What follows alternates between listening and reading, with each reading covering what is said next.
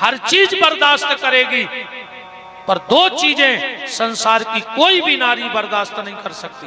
कौन? एक, मां अपने बच्चे की भूख बर्दाश्त नहीं कर सकती। मां अपने बच्चे की भूख बर्दाश्त नहीं कर सकती। और दूसरा, दुनिया की कोई भी बेटी अपने पापा की बुराई बर्दाश्त नहीं कर सकती। तुम बहू के मां को कछु अपशब्द बोलत रहियो, कुल खानदान को अपशब्द बोलत रहियो, पर अगर तुमने जा कह दे कि आओ तो वही बाप की, मैं तुरंत कह दे कि अब आगे ने बोल जाइयो ना तुम जानियो, वो सबकी बुराई सुन लेगी, पर अपने पापा की बुराई दुनिया की कोई बेटी नहीं सुनती है। और इसीलिए दुनिया में ऐसे कई लोग हैं जिनका बाप भी मर गया और उसकी आंख में आंसू नहीं आए। कई लोग इतने हृदय के पक्के होते हैं कि उनका बाप भी मर जाए तो आंख में आंसू नहीं आते, पर दुनिया का ऐसा कोई बाप नहीं होगा जिसने अपनी बेटी को विदा किया हो और उसकी आंख में आंसू नहीं आया। दुनिया का कोई बाप ऐसा है ही नहीं जो बेटी को विदा करे और उसकी आंख में आंसू नहीं आए। बड़ा कष्ट का समय होता है जब पिता अपनी बेटी की विदाई करता है। आप लोगों ने देखा होगा विदाई के समय तुम्हें सब मिलेंगे वहां। आइए,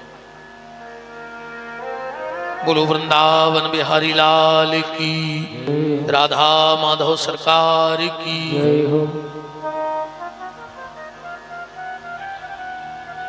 विराजिएगा, आपकी तरफ से आप सबका खूब खूब स्वागत है। जय जय विराजिए। श्री वृंदावन बिहारी लाल की।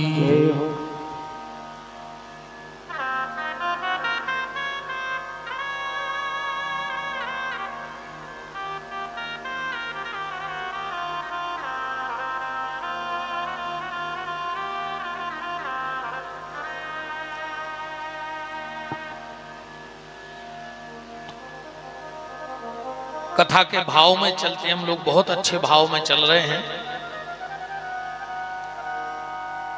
बेटी की जब विदाई होती है आपको सब मिलेंगे, पर वहां बेटी के पापा नहीं मिलेंगे। विदाई के समय वो एक तरफ कहीं जाके बैठ जाता है, दो चार उसके मित्र जाएंगे, चलो यार अब तो बिटिया गाड़ी में बैठ गई हो कि मुड़ पे हाथ धर दो, आशीर्वाद दे दो। पांव आगे को रखता है और पांव पीछे को फेंकते हैं बाप के, क्योंकि बहुत कष्ट का समय होता है जब बेटी की विदाई होती है। जब महाराज दशरथ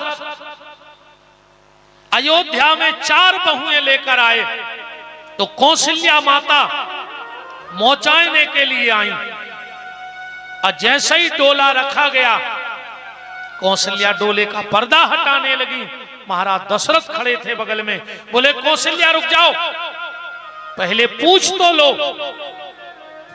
कि हम तुम्हारे लिए क्या लाए हैं। पहले पूछ तो लो कि हम तुम्हारे लिए क्या लाए हैं।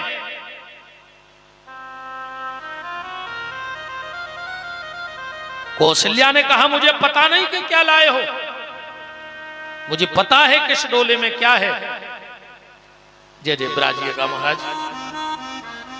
अभी शिव महापुराण की कथा हमारे करई में जिनके द्वारा हो रही है, विराजिएगा, खूब खूब मान है आपका।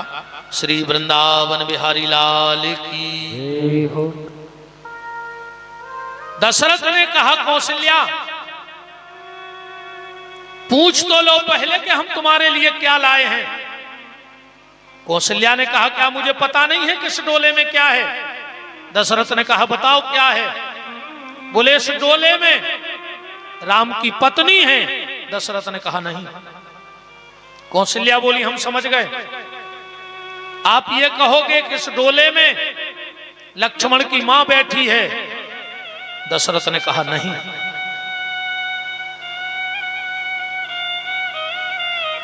यहां महाराज जी ये तखत पड़ा है।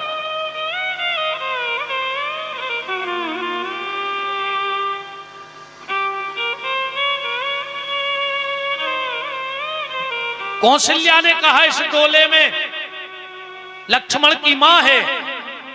दशरथ ने कहा नहीं।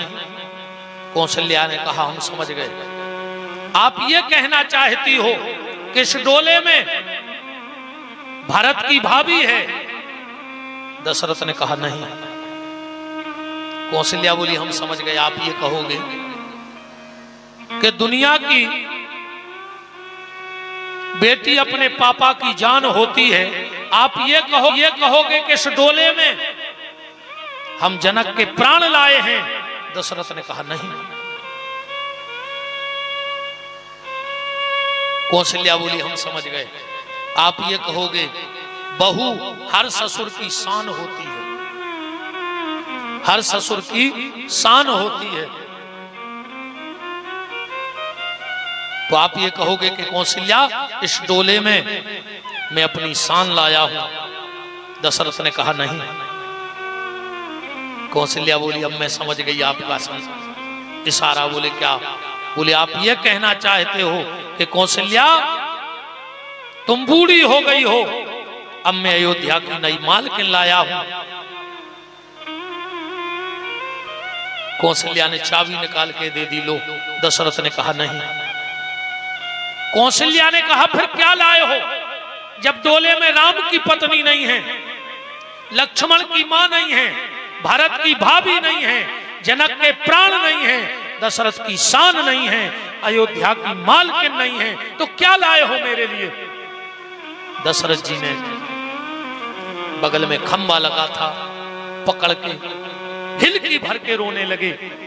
कौशल्या ने कहा महाराज अयोध्या पे इतने बड़े बड़े संकट आए, पर मैंने कभी आपकी आंख में आंसू नहीं देखे, और आज आप रो रहे हो।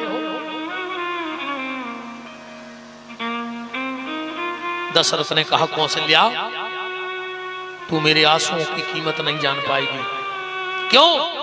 कौशल्या तुझे भगवान ने बेटी नहीं दी है ना, तेरे घर से कोई बेटी विदा नहीं हुई है, तो तू क्या जाने कि बेटी की विदाई में उस परिवार पे क्या बीतती है। कौशल्या जानती है जब हमारे समधी महाराज जनक हमें विदाई देने आए, अयोध्यावासी एक तरफ खड़े एक तरफ जनकपुरवासी, जानती है कौशल्या जनक ने मुकुट निकाल करके और अपना मुकुट मेरे चरणों में रख दिया, घुटनन के बल बैठ करके हाथ जोड़ के कहा हे चक्रवर्ती सम्राट महाराज दशरथ, हम बहुत छोटे से राजा हैं, हमारी इतनी भी औकात नहीं थी कि हम रघुवंशियों के सामने खड़े हो जाते, पर क्या करें मेरी बेटी का भाग्य देखो, जिसके बगल में खड़े होने की हमारी औकात नहीं है, उस वंश की बहू मेरी बेटी जानकी बनकर के जा रही है। तो महाराज मैं हाथ जोड़ के आपसे ये बात कहना चाहता हूं, अगर मेरी बेटी सीता से कोई गलती हो जाए और तुम्हारे राज्य में कोई दंड निश्चित हो तो मेरी बेटी को माफ कर देना, और मुझे उस अयोध्या के चौराहे पे खड़ा करके उस दंड को डबल करके दे देना, मैं आंख भी ऊपर नहीं उठाऊंगा। धन्य रे राजा दशरथ।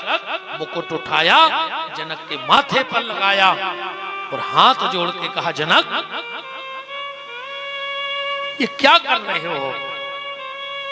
अरे आज दानी तो तुम हो, हम रघुवंशी तो तुम्हारे दरवाजे के भिखारी हैं, तुम कन्या का दान कर रहे हो और हम झोली फैला करके दान ले जा रहे हैं, आज हर हाल में आप हमसे बड़े हो। तो दशरथ जी कह रहे कौशल्या तुम्हारे घर से कोई बेटी विदा नहीं हुई तो तुम उस तकलीफ को नहीं समझ सकती हो। निवेदन बस ये कर रहे थे बेटी का जीवन ईमानदारी एक बात बताओ, हम अपनी रिश्तेदारी में जाएं, मामा के, बुआ के, मौसी के, जबकि वो हमें पहले से जानते हैं और हम उनको पहले से जानते हैं। उन्हें हमारा स्वभाव पता है, हमें उनका स्वभाव पता है, फिर भी हम 2-4 दिन से ज्यादा उनके घर रुक नहीं पाते। हम तो घरे जा रहे हैं, हमें खराब लग रहा हो, याद आ रही, पर बेटी उस घर में जा रही है जिनसे कभी मिली नहीं है, जिनको कभी जानती नहीं है, पहचानती नहीं है, फिर भी डोले में बैठने को तैयार हो गई। किसी ने उस बेटी से पूछा कि जिस परिवार को जानती नहीं हो, जिनसे मिली नहीं हो, जिनका स्वभाव पता नहीं है, फिर भी उस घर में क्यों जा रही हो? तो बेटी का जवाब सुनना। सामने वाले ने कहा, हो सकता है जहां तुम जा रही हो वहां तुम्हें भूखा रहना पड़े। बेटी कहती है, रह लूंगी। हो सकता है तुझे गाली खानी पड़े। बेटी कहती है, खा लूंगी। हो सकता है तुझे मार खानी पड़े। बेटी कहती है, मार भी खा लूंगी। हो सकता है ससुराल वाले तुम्हें मार डालें। बेटी कहती है, मर जाऊंगी। तो उसने पूछा, किसके लिए भूखी रहने को तैयार हो, मार खाने को तैयार हो, गाली खाने को तैयार हो, मरने को तैयार हो, इतना त्याग किसके लिए? बेटी कहती है, अपने पापा के लिए। मैं नहीं चाहती कि मेरे पापा का सिर झुक जाए। मैं मरने को तो तैयार हूं, पर अपने पापा का सिर झुकाने के लिए तैयार नहीं हूं। बेटी पूरी जिंदगी अपने पिता के लिए जीती है। वो कितना प्यार करती है, समझ सको तो एक कहानी से समझना। एक बेटी की नई नई शादी हुई, पहली बार वो अपने पति के साथ अपने पिता के घर आई। पहली बार पापा बैठे एक कुर्सी पर, एक कुर्सी पर पति बैठा है, और पापा ने एक ऐसा प्रश्न किया अपनी बेटी से कि शायद दुनिया का कोई व्यक्ति वो जवाब नहीं दे सकता। पापा ने कहा, बेटी एक बात बता, तू मुझे ज्यादा प्यार करती है कि अपने पति को? और पति सामने बैठा है। अब बेटी क्या जवाब देगी बताओ? पति सामने बैठा है और पापा अपनी बेटी से पूछ रहे, बेटी तू मुझे ज्यादा चाहती है कि अपने पति को? बेटी ने कहा, पापा हम खुल के तो नहीं बोल पाएंगे, पर अगर आप समझदार हो तो समझ जाना कि मैं सबसे ज्यादा प्यार किससे करती हूं। पापा ने कहा, बताओ। बेटी कहती है, पापा जब मैं आपके पास रहती हूं तो पति की याद नहीं आती, पर जब पति के पास रहती हूं तो आपको एक मिनट को नहीं भूल पाती हूं। अब आप समझ लेना मैं किसको प्यार करती हूं। जब आपके पास रहती तो पति की याद नहीं आती, पर जब पति के पास रहती हूं तो आपको एक मिनट को नहीं भूल पाती। पापा अब फैसला तुम करो कि मैं चाहती किसको। बेटी पूरी जिंदगी अपने पिता के लिए जीती है। बेटे का कोई भरोसा नहीं है, बेटे का कोई भरोसा नहीं। मरने के बाद पानी देगा कि नहीं देगा, है किसी को गारंटी? जो जीते जी पानी नहीं दे सकता, वो मरने के बाद क्या पानी देगा अपने माँ बाप को? बेटा मरने के बाद पानी देगा कि नहीं देगा, इसकी कोई गारंटी नहीं है। पर बेटी जीते जी अपने माँ बाप को बैकुंठ दे देती है। कब? जब हरे मंडप के नीचे बैठकर तुम अपनी बेटी के हाथ पीले करोगे, समझ लेना बेटी ने उसी दिन तुम्हारे लिए बैकुंठ के दरवाजे खोल दिए। बेटी जीते जी माँ बाप को स्वर्ग बैकुंठ दे देती है, और बेटा मरने के बाद पानी देगा कि नहीं देगा, इसकी कोई गारंटी नहीं है। और सुन लो, अगर बेटा अच्छा निकला तो मरने के बाद पानी देगा, मतलब तुम स्वर्ग चले जाओगे। अगर बेटी अच्छी निकल गई तो तुम्हें बैकुंठ देगी, और अगर घर की बहू अच्छी निकल गई तो ना तुम्हें स्वर्ग जाने की जरूरत है और ना बैकुंठ जाने की जरूरत है। तुम अगर झोपड़ी में भी रहते हो तो वो तुम्हें झुपड़िया में स्वर्ग और बैकुंठ दो ही दिखा दे। और कहूं घर की बहू खराब न कर गई, तुम कितना महल बना लियो, बात तुम्हें वो महल में नरक को दर्शन करा दे। हाँ, अगर घर की बहू खराब निकल गई तो तुम्हें हीरा मोती जड़े मकान में भी खून के आंसू करवा दे। हाँ, परसों ये सब बहनें गई थी हमसे ठाकुर जी के यहाँ, एक बात कह रही थी, हमारे आंसू भर आए थे, क्योंकि अपनों काम तो 22 साल हो गई, जोई है, फिर वही इतने से उठे सोते, उतने से उठे सोते, इतने से उठे सोते। जब हमसे ये बहनें जिस घर में हम कथा करें मिलने आती हैं, तो एक ही बात कहते, गुरुजी हमारे सास ससुर को तना समझा दियो, हमारे सास ससुर को तना समझा दियो। सास ससुर मिलवे जेस के तना बहू को समझा दियो। पहली बार परसों की बात बहनों तुम्हारी हमारे दिल में बैठ गई। हमारे साथ ऐसा कभी नहीं हुआ, हम अक्सर करके बहुओं को समझा तो ससुर को। जी कल परसों बहनें हमसे जी रात में कह रही थी, बाबूजी आपकी बहुएं हमारी बहनें कह रही थी, गुरुजी पता नहीं है हमारों के कौन जन्म के पुण्य बन गए थे, हमने कौन पुण्य करे थे कि हमारे ये परिवार की बहू बन के आ गए, हमारे लायक हते न कहते अच्छे परिवार की बहू बन के आ जाते। हमारे जैसो परिवार बोले संसार में कोई गुण हो जाए। तुम लोगों ने ध्यान किया हो, हमारी आंखें भर आई थी उस वक्त, क्योंकि अक्सर करके बंगे जाके ससुर सास की बुराई करत और सास ससुर बंगों की बुराई करत। पर पहली बार ऐसा हुआ कि जी बंगे कह रहे कि हमने कौन पुण्य करे थे कि परिवार की बंगे बन के आए। ऐसे ज्यादा भगवान की कृपा हमारों पे हो ही नहीं सकत। हमारी पूरी बहनों को धन्यवाद है, ऐसा ही भाव बनाए रही हो। हमसे अगर बड़ी हुई हो तो बहन, छोटी हुई हो तो बेटा कहाँ है हमारी। हमारा आशीर्वाद है, ये व्यास गति को आशीर्वाद है कि तुम सब देवरानों जेठानों के ऐसा ही भाव बने रहे परिवार के प्रति। हम उसके लिए, और जब झूठी तो हम बोल नहीं रहे, अन्ना साची भी कहवे में हम चूकत नहीं है, भले तुम आए थे बैठे हमारे मुंह में जो आजे हम बके थे जगारंटी कहा। 3 घंटा तो सकोच को कहा उन्हें चाहे हमने अच्छे उतने से गोली मार दी। मानो हम 3 घंटा तो जो मुंह में आ है साची बाई के। बहुत बहुत धन्यवाद है तुम लोगों को, उससे ज्यादा तुमों के बहुदत्ता को धन्यवाद।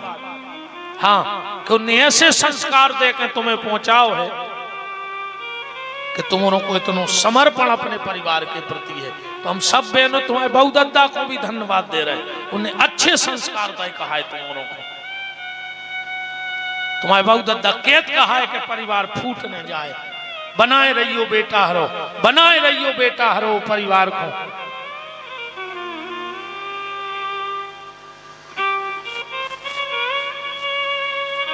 बेटी को 2 कुल की लाज बचानी है। तुम लोगों के कंधे पे 2 कुल का बोझ है। जब महाराज चित्रकूट में सभा लगी, ध्यान से सुनना 1 मिनट का भाव, और कथा तो तुम्हें जोन सुनने हो तुम हम पर्ची दे दे, हम बात सुनाए दे रहे हैं। तो जितने बैठे सबको पता है कैसे रावण मरो, कैसे कंस मरो, पर भीतर को कंस रावण मर जाए कथा तो तब सफल है, नहीं ऐसो रावण तो बहुत पहले मर गया, तो कोई मतलब नहीं है। जब चित्रकूट में सभा लगी, बेटी क्या होती है ध्यान से सुनना, और वही झलक हमें तुम लोगों में दिखी, इसलिए भाव हम मंच से आज बोल रहे हैं। बेटी क्या होती है? कोल भील किरात केवट बैठे हैं, तीनों माताएं बैठी हैं, 4 भैया बैठे हैं, राम लक्ष्मण भरत शत्रुघ्न चित्रकूट में। गुरुदेव वशिष्ठ बैठे हैं, और उसी समय राजा जनक आए। जनक ने गुरुदेव वशिष्ठ को प्रणाम किया और एक नजर यहां से दौड़ाई, एक एक चेहरा देखा, एक एक चेहरा देखा, एक एक चेहरा, पर पूरी सभा में कहीं सीता नहीं दिखी जनक जी के लाने। जनक जी भीतर से कप गए, क्या मेरे संस्कार फीके पड़ गए? क्या मेरी शिक्षा कमजोर रह गई? क्या सीता राम के साथ बन नहीं आई? क्या राम को विपत्ति में छोड़ दिया? क्या अपने पति को विपत्ति में छोड़ दिया? मैंने ऐसे संस्कार तो नहीं दिए थे। वशिष्ठ जी समझ गए, आंखों ही आंखों में बोले, जनक अपनी बिटिया को ढूंढ रहे? जनक जी बोले, हाँ मेरी सीता नहीं दिख रही इस सभा में। बोले नीचे चले जाओ, मंदाकिनी के घाट पर बैठी है तुम्हारी बेटी। और जब जनक जी मंदाकिनी गंगा के घाट पर गए तो एक खुरदरे पत्थर पर सीता बैठी है। देख करके जनक जी की आंखों में आंसू आ गए। क्या ये मेरी वही बेटी है जो कमल के फूलों पर चलती थी और आज इतने कठोर पत्थर पर बैठी है? और उसी समय सीता ने हाथ का उजरू बनाया और गंगा में से जल भर के पीने लगी। जनक जी की आंखों में आंसू बहने लगे। मेरी बेटी सीता चांदी के गिलास में पानी पीती थी और आज हाथ से पानी पी रही है। ईमानदारी बताओ, आज का कोई अगर पिता होता तो सबसे पहले अपने समधी को दहेज प्रथा में जेल करवा देता। पर धन्य रे राजा जनक, सीता के सामने जाके दोनों हाथ